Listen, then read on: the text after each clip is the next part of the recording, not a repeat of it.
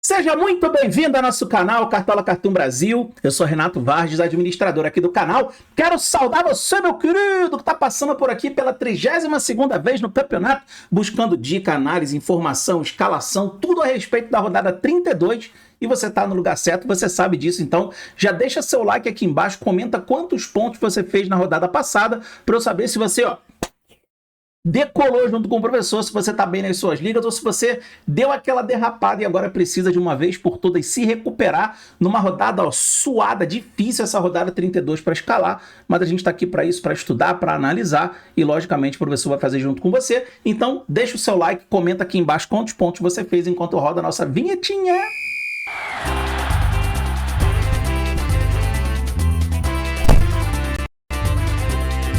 Nessa rodada eu só quero mitar. Bom, galera, vamos lá então para a nossa querida, amadíssima e necessária análise do semáforo da rodada 32.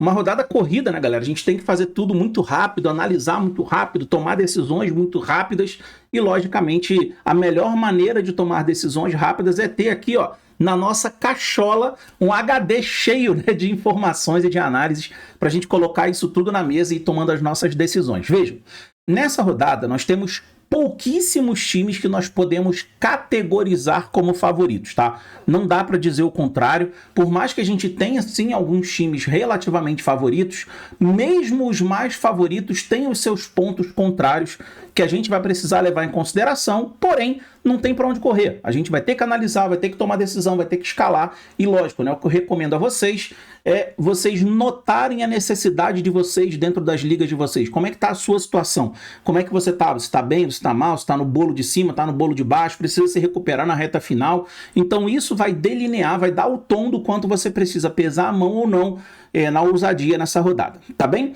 Começamos aqui com Palmeiras e Santos jogando no Allianz Parque. Para mim aqui o Palmeiras é favorito, líder do campeonato, brigando pelo título, joga um clássico, sei disso, tá?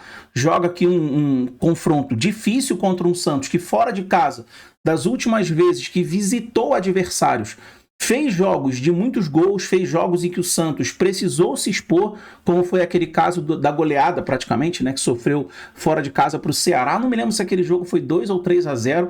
Vou até me lembrar agora aqui, vamos ver junto, galera, quanto foi aquele jogo? Aquele Ceará e Santos.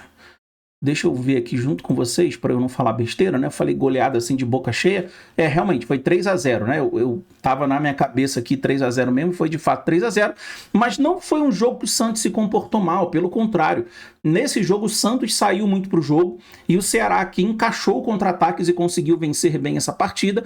Mas o Santos aqui foi bem contra o Botafogo, fez um jogo de trocação, conseguiu recuperação dentro do jogo, acabou conseguindo um empate num resultado que eu até achei justo pelo que esse jogo teve de desenho, e também um jogo de trocação muito grande aqui contra o time do Bragantino. Então, as últimas 3 vezes que o Santos saiu de casa, ou seja, que não teve a obrigação de propor o jogo, não teve a obrigação de mandar na partida, o Santos encontrou espaço, conseguiu impor um pouco seu jogo, e o Vojvoda gosta muitas vezes desses confrontos com mais espaço, tá? Não acho que o Palmeiras vai dar tanto espaço assim para o Santos, porque o Palmeiras é muito inteligente taticamente, mas não posso negar também que esse tipo de estratégia pode favorecer o time do Santos. Porém, devo dizer, né, a campanha do Palmeiras em casa não dá pra gente negar que o time é favorito. O Neymar talvez não jogue pelo fato do Allianz ter o gramado sintético, então isso favorece ainda mais o time do Palmeiras. Para mim aqui o Palmeiras é favorito, deve ser a base dos nossos times, inclusive. Não acredito que dê para fazer nada muito diferente disso, a não ser que você queira um tom de ousadia aqui um pouco mais elevado, tá bem?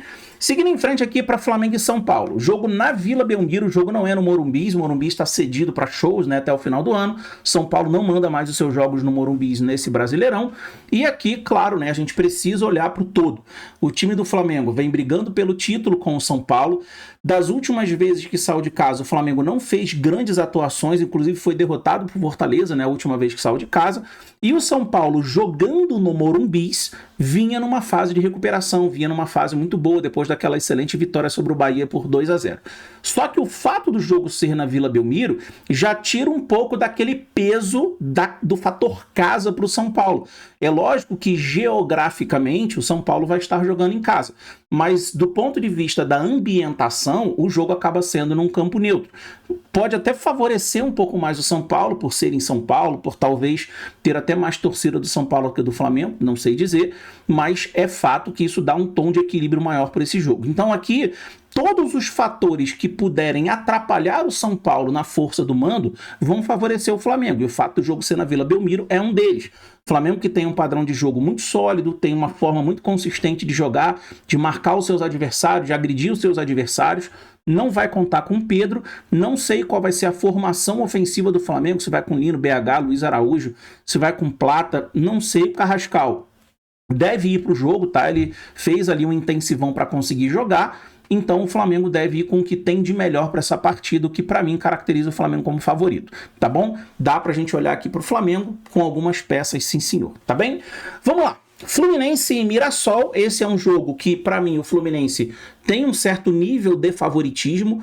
Aqui a gente precisa respeitar o contexto dessa partida, porque o Mirassol vem na zona de classificação para a Libertadores, vive uma temporada muito boa, é um time muito sólido, né, na sua maneira de jogar. A proposta tática do Mirassol é muito sólida, é muito consistente, funciona. Porém, a gente precisa lembrar aqui uma coisa importante. Vamos ver como foram os últimos jogos desses dois times dentro do mando de campo dessa rodada. Deixa eu abrir aqui junto com vocês. Vejam, o Fluminense em casa, ele tem uma consistência defensiva invejável. Fluminense nos últimos 5 jogos em casa pegou SG contra o Ceará, contra o Inter, contra o Juventude, contra o Galo, contra o Botafogo.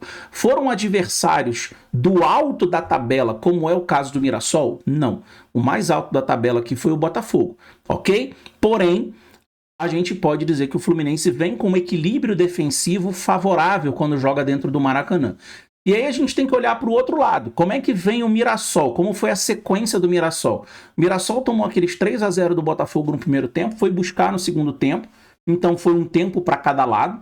Perdeu aqui para o Galo, esse jogo aqui o Mirassol foi bem, tá? Esse 1-0 aqui talvez não conte toda a verdade sobre essa partida. Posso até tentar recordar com vocês aqui o número de finalizações. Olha aqui, ó. 24 finalizações do time do Mirassol contra 11 do Galo. Quem viu esse jogo aqui vai recordar, né, como o time do Mirassol atacou o time do Galo com voracidade, tentando empatar o jogo, só que o Everson, em grande fase, acabou impedindo aqui, e a defesa do Galo como um todo conseguiu segurar o Mirassol. O Mirassol tomou de 3-0 para o Corinthians e ganhou aqui do Sport Clube Recife por 2-1, lembrando, esse jogo aqui ficou 1-0 para o Mirassol, tão logo o Sport Clube Recife teve um jogador expulso. Então o jogo estava 0-0, estava um jogo aberto, um jogo de trocação, o Sport subindo, o Mirassol subindo, qualquer um dos dois poderia ter saído na frente.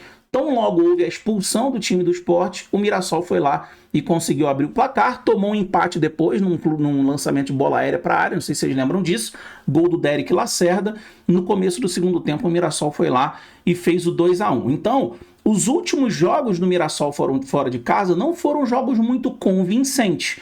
Teve volume ofensivo? Muito, nunca deixa de ter. O Mirassol nunca deixa de ter volume ofensivo.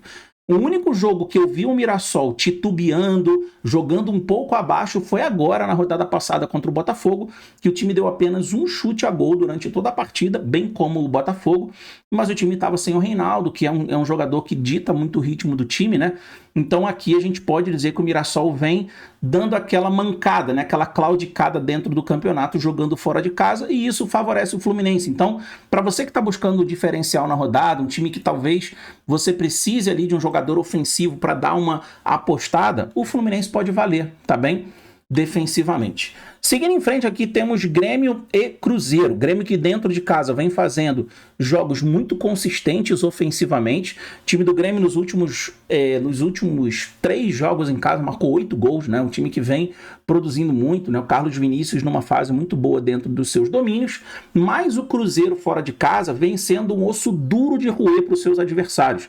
Cruzeiro não tomou gol do Palmeiras, tomou um gol do Galo e não tomou gol do Flamengo, tá? Recordando aqui a sequência fora de casa do Cruzeiro. Então o Cruzeiro, quando ele tem um jogo de maior envergadura, quando ele tem um adversário mais duro, ele costuma se defender de forma mais arrojada, se fecha um pouco mais, como a gente viu naquele jogo contra o Palmeiras, como a gente viu no jogo contra o Flamengo. Aqui já é um jogo um pouco mais aberto. Não acredito que o Cruzeiro vá para esse jogo temendo tanto as ações ofensivas do Cruzeiro, até do Grêmio, até porque o Cruzeiro precisa buscar o resultado. Então eu vejo esse jogo até um pouco mais aberto do que foi, no caso, o Cruzeiro contra o Palmeiras, o Cruzeiro contra o Flamengo, tá? E o fato do time do Grêmio estar muito bem ofensivamente em casa gera uma confiança nos jogadores do Grêmio que vão fazer com que o time agrida o Cruzeiro. E aí o Cruzeiro deve encontrar espaço ali para contra-atacar. Eu vejo esse jogo um pouco mais aberto, tá bom? Seguindo aqui com Galo e Bahia, o Galo, que na minha opinião vem ganhando corpo aos pouquinhos, tá? Não é um movimento tão ascendente assim do Galo, de uma grande intensidade, não é nada muito exponencial, mas quem vem assistindo aos pouquinhos os jogos do Galo, vem percebendo o encaixe um pouquinho melhor, um time um pouco mais confiante defensivamente. Aos poucos o time vai recuperando um pouco da confiança, os jogadores vão voltando a aparecer, o Hulk voltou a fazer gol, levando o time para a final da Sul-Americana. O próprio fato do time ter se classificado para a final da Sul-Americana contra o Lanús já dá para o time do Galo uma outra pegada. O time já começa a se enxergar de outra forma e a partir disso a motivação dos jogadores, o ânimo, o psicológico dos jogadores já ganha uma outra engrenagem. Então, ir para a final contra o Lanús fez muito bem para o Galo. A gente viu isso no jogo de 0-0 contra o Internacional, que o time teve um jogador expulso, sofreu um amasso danado, se segurou lá atrás com unhas e dentes e conseguiu arrancar um empate em 0-0 contra o Internacional lá no Beira-Rio. Apesar de ter tomado um grande sufoco, o Everson salvou o time. Então, eu vejo sim o time do Galo tendo uma evolução. Só que isso precisa ser colocado em relação ao Bahia. Por quê? Nós temos de um lado um time do Galo que eu vejo com uma leve melhora, vai ter a ausência do Vitor Hugo expulso, mas tudo bem. Mas do outro lado a gente tem um time do Bahia que em casa é um time muito inconsistente. Digo a vocês, né, eu já disse isso aqui outras vezes e repito, se o Bahia tivesse 30%, 40% a mais de aproveitamento fora de casa, em relação ao que ele tem em casa, o Bahia estava no G4, estava no G3, brigando lá em cima. Porque o aproveitamento do Bahia fora de casa é muito ruim. Então isso leva para o lado do Galo um pouco desse favoritismo. Qual é o problema? Confiar no Galo. A gente não tem jogadores assim extremamente confiáveis no Galo. O que eu posso dizer para vocês é o seguinte, quem quiser um diferencial defensivo, o Saravia deve jogar pela direita ali como terceiro zagueiro. A gente deve ter o Júnior Alonso jogando pela esquerda. Um vai marcar o Pulga, outro vai marcar o Ademir. São jogadores de muita perda de posse de bola, então esses dois defensores do Galo podem se destacar nos desarmes, assim como o Arana, que vai ter liberdade, né, para atacar ali pelo lado esquerdo o time do Bahia, que muitas vezes se torna vulnerável. Então, gosto do time do Galo nesse sentido, tá? Dessas apostas um pouco mais ousadas, mas não é um time que tem tantos jogadores confiáveis e nem vem numa fase assim esplendorosa, tá bom? Vitória Internacional, Vitória que em casa vem fazendo jogos muito duros para os seus adversários. O Vitória, pela necessidade, tem partido para cima, tem enfrentado seus adversários com sangue nos olhos, mas às vezes o Vitória se perde um pouco no afã de vencer. É um time que o Jair Ventura tem dado uma consistência, a gente não pode negar isso. Ah, mas o Vitória apanhou pro Cruzeiro, deixou espaço. É verdade, estava jogando contra o time do Cruzeiro, que é o terceiro colocado do campeonato dentro do Mineirão.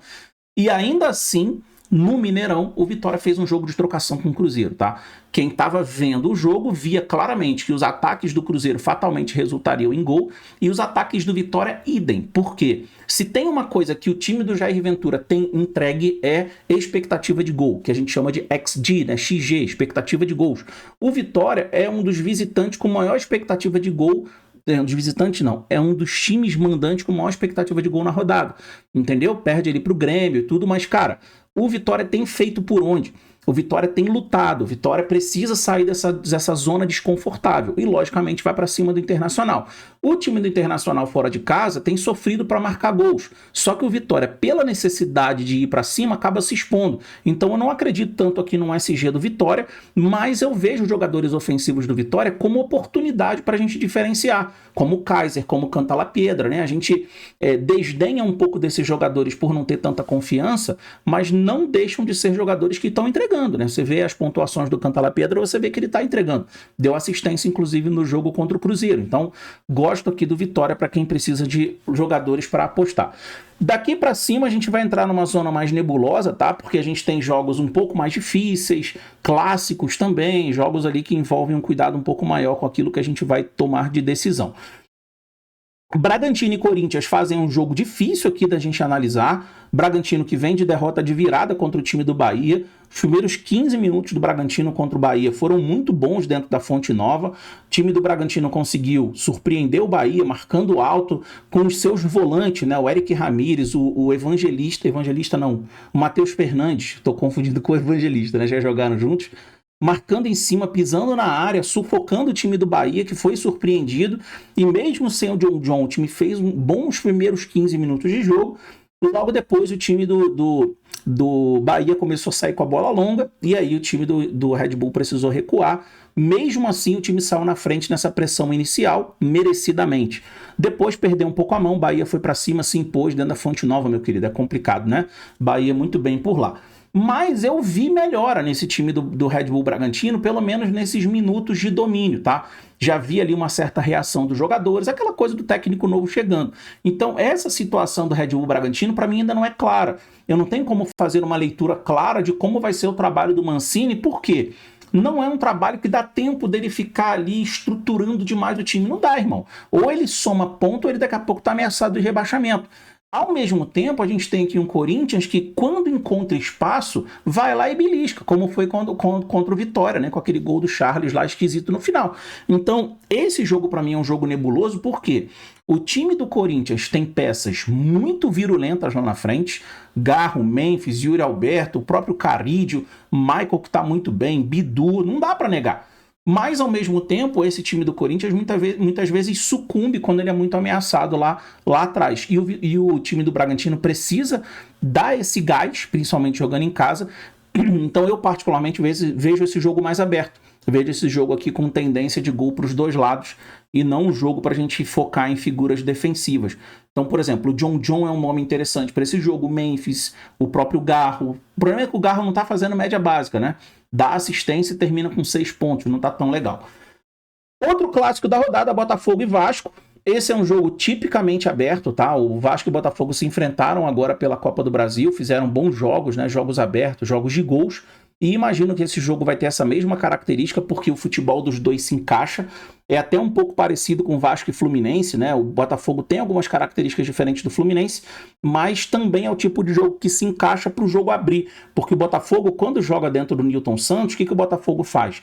O Botafogo vai para o abafa, marca alto, sobe as linhas, sufoca os adversários, recupera a bola. Se tiver espaço, já finaliza. Se não tiver, triangula até ter espaço ou levanta a bola na área para finalizar.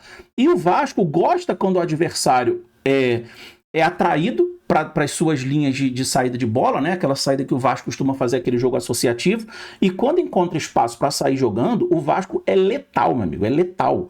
O Vasco toca 4, 5 passes e os jogadores do Vasco estão ali fazendo transição, progressão para finalizar. Então, se o Botafogo não for muito bem coordenado nessa marcação alta, o Vasco vai ter espaço.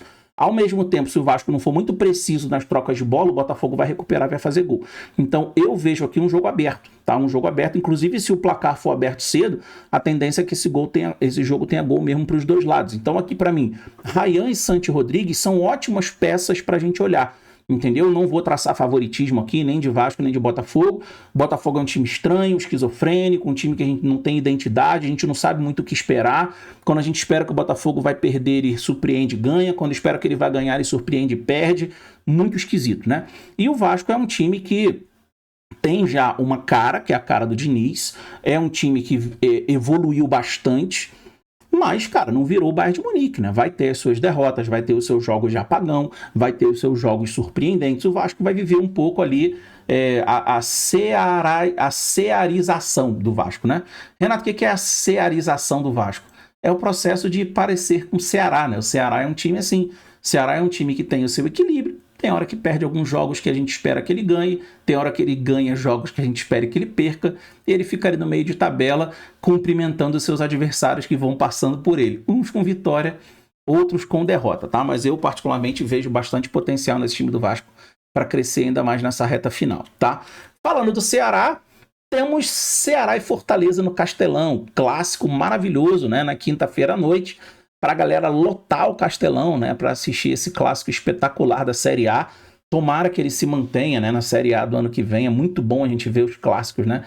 De todos os lugares, né, cara? Quando a gente tem Goiás e Atlético Goianiense, quando tem Grenal, quando tem clássico em São Paulo, no Rio, BH. Cara, é muito bom, né? É muito bom.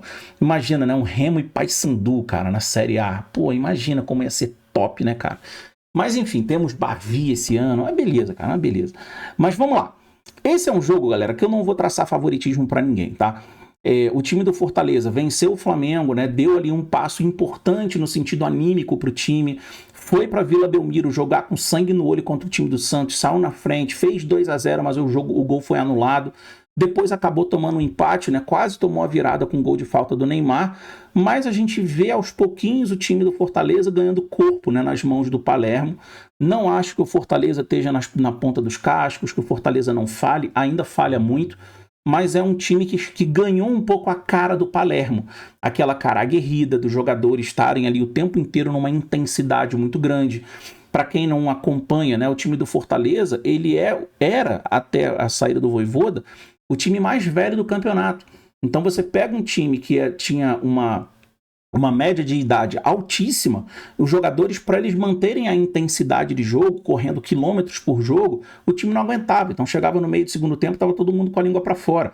As novas contratações deram para o time uma queda, né, na média de idade, e isso aos pouquinhos vai fazendo com que o time seja mais fácil de se recompor, o time ganhe mais fôlego ao longo das partidas, e isso vai se refletindo aos poucos na sustentação dos resultados, tá? Por parte do Fortaleza. O que o time ainda precisa melhorar um pouco é a sua qualidade da finalização. Fortaleza é um time que finaliza muito, cria muito, tem encontrado o caminho, mas na hora de colocar a bola ali para o fundo da rede, o Fortaleza ainda peca, e isso aí precisa ser melhorado. Isso se ajustando, o Fortaleza sai dessa situação com toda tranquilidade. E do outro lado a gente tem um Ceará, que é aquele time que eu chamo de escondidinho, né? Escondidinho ali é um time que ninguém presta muita atenção, um time que quando se espera que ele ganhe, geralmente ele ganha, quando se espera que ele perca, geralmente ele perde, às vezes ele surpreende perdendo, às vezes surpreende ganhando, e assim o Ceará vai seguindo nesse excelente trabalho do Léo Condé, que tem um elenco limitado, né? Um time que eu digo que depende do Pedro Raul para fazer gol, é um time de heróis, né? Então, Pedro Raul, que na rodada passada inclusive fez 2 gols, um deles foi anulado, mas segue ali na batalha, um time super organizado defensivamente, com as suas limitações pela qualidade técnica dos seus jogadores. Não vou aqui traçar favoritismo, não seria justo, né, da minha parte querer dizer quem vai ganhar um clássico como esse, mas não duvido aqui que tenha SG para um lado ou para o outro, tá? E por fim, temos aqui o jogo dos desesperados, né? Aquele jogo que a galera vai deixar um pouco de lado na rodada, porque o Sport está virtualmente rebaixado, o Juventude caminhando para isso, né? Um time que praticamente perdeu a força que tinha dentro do campeonato, chegou a querer dar uma alavancada ali, umas 8 ou 9 rodadas atrás, mas perdeu força, né? Eu acho que o caminho ali do Juventude realmente é seguir para a zona de rebaixamento e lá ficar, e fincar os pés ali, né? Porque eu acho que o trabalho do Carpini chegou um pouco no seu limite do que o time tinha para entregar tecnicamente, e agora a tendência é que o Juventude faça isso, né? Vai ganhar um jogo aqui, vai ganhar um jogo ali, mas não vai ter força para dar uma arrancada grande o suficiente para tirar o time dessa situação. E nesse jogo aqui eu acho o seguinte, é jogo aberto. O Sport sabe que se tem um time que ele pode vencer para dar uma limpada na barra ali com a torcida, é o Juventude. E o Juventude sabe que se tem um time que ele pode vencer para tentar subir um pouquinho na tabela, é o Sport. Então, esse é um jogo, cara, muito imprevisível, tá? Eu, particularmente, não costumo me envolver com esse tipo de partida, tá bem? Vamos lá para as nossas dicas por posição. Como eu disse para vocês, está uma rodada dura para escalar, muito dura para escalar. A maioria da galera, e eu me incluo nisso, tá? Vai se apoiar muito no Palmeiras para fazer a sua escalação, especialmente no setor defensivo, e não tem muito para onde correr, é isso aí mesmo, tá? Então eu vou dar aqui algumas dicas para vocês em todas as posições, mas defensivamente o meu time vai ter mais jogadores do Palmeiras do que de qualquer outro, tá bom? Carlos Miguel vem numa fase excelente, né? Fechou o gol contra o time do Juventude, cara, salvou, acho que se eu não me engano, ele fez 10 defesas, né, contra o time do Juventude, algumas delas, assim, milagrosas, cara, milagrosas mesmo. Me lembrava até o Léo Jardim, né, que de vez em quando faz essas defesas, assim, um pouco mais assustadoras.